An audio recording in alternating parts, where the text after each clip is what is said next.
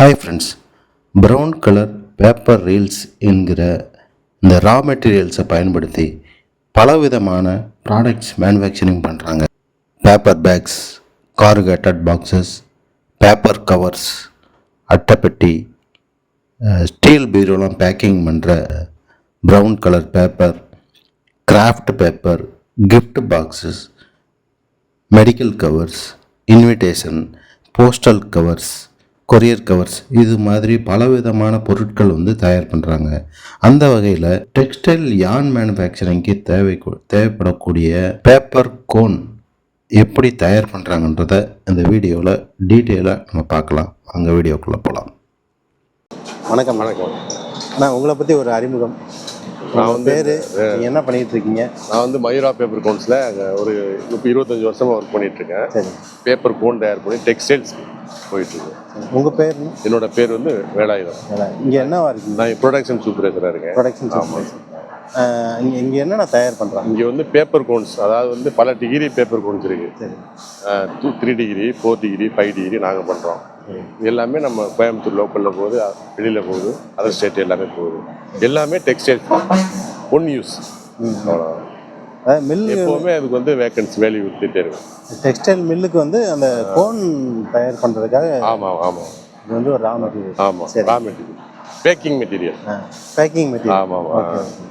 இது எத்தனை ஆண்டுகளாக இங்கே இந்த கம்பெனி? இது 97லேருந்து இந்த கம்பெனி இருக்குது. சரிங்க, 97லேருந்து ஓடிட்டு. நீங்கள் அப்போ இருந்து ஆரம்பத்துலேருந்து இருக்கிறேன். சரி. ஃபஸ்ட்டு ஸ்டார்டிங்கில் ஒரு மாதத்துக்கு ஒரு 2 லட்சம் கோன் 3 லட்சம் கோன் பண்ணால் இப்போ ஒரு 10 லட்சம் கோன் ஓட்டிட்டு 10-12 லட்சம் கோன் வரையும் ஓட்டிட்டு. சரி, இது எங்கெல்லாம் சப்ளை ஆகுது? கோயம்புத்தூரில் அதிகமான டெக்ஸ்டைல்ஸ் இருக்குது. மேக்ஸிமம் நிறையா மில்லுக்கு நாங்கள் பண்ணுறோம். நாமக்கல், கோயில்பட்டி, இந்த மாதிரி இடத்துக்குலாம் பண்ணிட்டுருக்கோம். இப்போ 2 ப்ராசஸ் அதிகமாக நாங்கள் உள்ளே லோக்கலில் தான் பண்ணுறோம். 2 ப்ராசஸ் இருக்க மாதிரி சொன்னாங்க. ஃபஸ்ட்டு மேனுவலாக பண்ணிக்கிட்டு இருந்தாங்க, இப்போ ஆட்டோமேட்டிக்காக பண்ணிட்டு. இப்போ எப்படின்னா, ஃபஸ்ட்டு அங்கே பேட்டன் ரீலாக வரும், நாங்கள் பேட்டனாக அதை மாற்றி ஆளுக்கு தனியாக மேனுவலாக வைண்டிங் பண்ணுவோம். இப்போ என்னென்னா, ஒரு மிஷின் அதுக்கு ரீலை ஏற்றினா கோனா விழுவோம். அந்த மிஷின் நாங்கள் ஒரு மிஷின் வச்சுருவோம். சரிங்க. பாக்கி அந்த மேனுவலாக ஓடுறது ஓடிட்டுருக்கு. ஓடிட்டுருக்கு.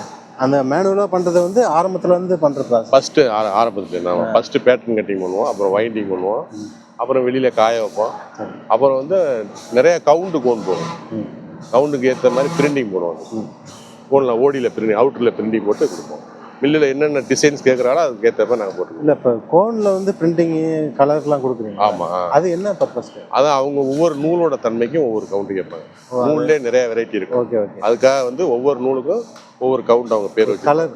ஆமாம், ஒவ்வொரு கலர் நாங்கள் போட்டு கொடுப்போம். அந்த எப்படி பாலிஸ்டர்னா ஒன்று, நூலோட டிஃப்ரென்ஸ் தெரியறதுக்காக அந்த கோனில் கலரை மாற்றிடுவோம். சரி. அவங்க என்ன கலர் கேட்குறாங்களோ நீங்கள் அதை நாங்கள் பண்ணி கொடுப்போம். மேக்ஸிமம் என்ன கேட்டாலும் நாங்கள் பண்ணி கொடுப்போம். இது இல்லாமல் எக்ஸ்போர்ட் எதுவும் ஆகுதுங்களா? எக்ஸ்போர்ட் இல்லை, லோக்கல். இது என்ன ப்ராசஸ்ன்னு சொல்லிடுங்களேன். இந்த ஃபர்ஸ்ட் அந்த பண்டில் வருது, ரீல் வருது.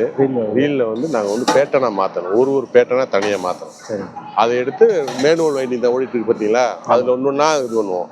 ஆனால் ஆட்டோமேட்டிக்னா அந்த ரோலை தூக்கி மாட்டிட்டோம்னா அதுவே வைண்டிங் பண்ணி வெளியே தள்ளிருக்கும். அவ்வளோ, அப்புறம் எடுத்து காய வச்சு அடுத்த ப்ராசஸ். சரிங்க. நம்ம கம்பெனியில் எத்தனை பேர் வேலை பார்க்குறோம்? இப்போ ஒரு 40 பேர் ஒர்க் பண்ணிட்டு இருக்காங்க. 40 பேர். ஆமாம், ஆள் கொஞ்சம் சார்டேஜ் தான். இன்னும் 45 பேர் இருந்தால் கரெக்டாக எல்லாமே ஓடிட்டு இருக்கு. இப்போ 40 பேர் ஒர்க் பண்ணிட்டு இருக்கு. இந்த பசையெல்லாம் தயார் பண்ணுறாங்கல்ல, அதாவது இந்த ரா மெட்டீரியல் அப்படியே மிஷினில் வருது, அது சின்ன கட் பண்ணுறாங்க, அது இந்த பசை தயார் பண்ணுறாங்க. அதுக்கு இந்த பசை அது எப்படின்னா கிழங்கு மாவு, மரவள்ளி கிழங்கு மாவு, கெமிக்கல் ஆட் பண்ணி காய்ச்சி அது எப்படிங்க மூட்டையாக வந்துடும்? ஆமாம், மூட்டையாக வந்துடும். சரி. இப்போ இங்கே நடக்குது இல்லைங்களா, அதுதான் மேனுவல் வைண்டிங். இப்போ இதில் 3 டிகிரி பேப்பர் ஓடிட்டு இருக்கு. சரி, இதுதான் மேனுவல் வைண்டிங். சரி. இதில் ஒர்க் பண்ணுறது மொத்தம் 4 பேர் வேணும். இதுவே ஆட்டோமேட்டிக்காக இருந்தாக்கா 3 பேர்.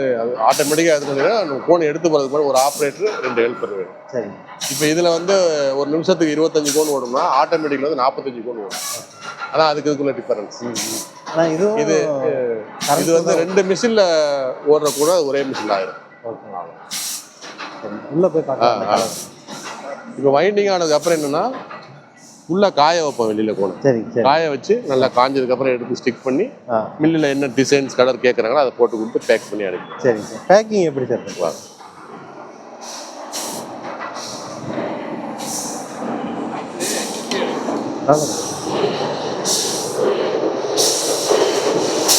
இதுதான் அந்த ஆட்டோமேட்டிக் வைண்டிங்.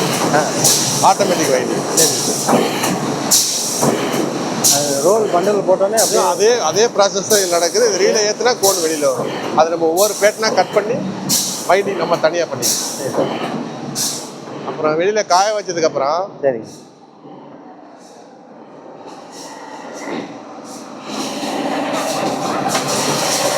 இது மாதிரி பிரிண்ட் எடுத்துக்குவோம். இதான் கவுண்டு. இப்போ பாருங்க, இருக்கு ஏசியன் டேக்ஸ் 2025 6 சீஸ் கும்பிடுகிற அந்த நூலோட தரம். இதை கரெக்டாக பிரிண்ட் அடித்து அவங்க கேட்குற சைஸுக்கு கட் பண்ணிடுவாங்க.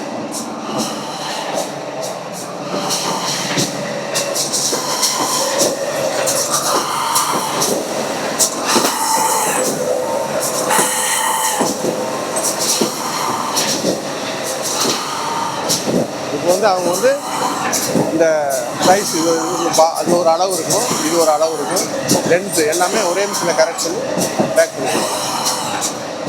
அவ்வளோதான். இது பேக்கிங். இது பேக்கிங்.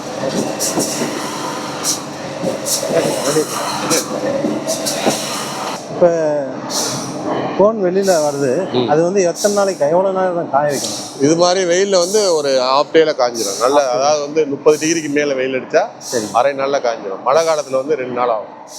இன்னைக்கு சரியாக காயாது, அப்புறம் அடுத்த நாள் எடுத்து வெளியில் தனியாக காயப்படும். நல்ல வெயில்னா ஒரு 34 டிகிரி 33 டிகிரி வெயில் நல்லா காஞ்சிடும். ஒரு நாளைக்கு எவ்வளோ ப்ரொடக்ஷன் ஆகும்? அதான் ஒரு நாளைக்கு நாங்கள் 50,000 பீஸ் சொல்லுவோம். 50,000 பீஸ்.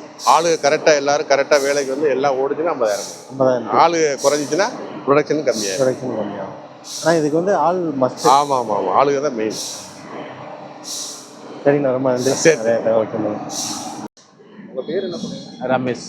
ஆனால் அந்த கோயில்பட்டிக்கு போயிருக்கோம். பழனி, சிவகங்கை, பழனி, அங்கிட்டு போனீங்கன்னா அவினாசி, மற்ற எல்லா ஊருக்கும் போவோம். கேரளா, ஆல்பமே எல்லா ஊருக்கும் போவோம். இது எதுக்கு யூஸ் ஆகுது? இது ஸ்விம்மிங் நூலுக்கு, சட்டை தறிக்க நூல் இருக்குல்ல, அங்கே ஸ்விம்மிங் மில்லுக்கு கொண்டு போகிறோம். அதுக்கு மட்டும்தான் இது யூஸ் ஆகுது? ஆமாம்.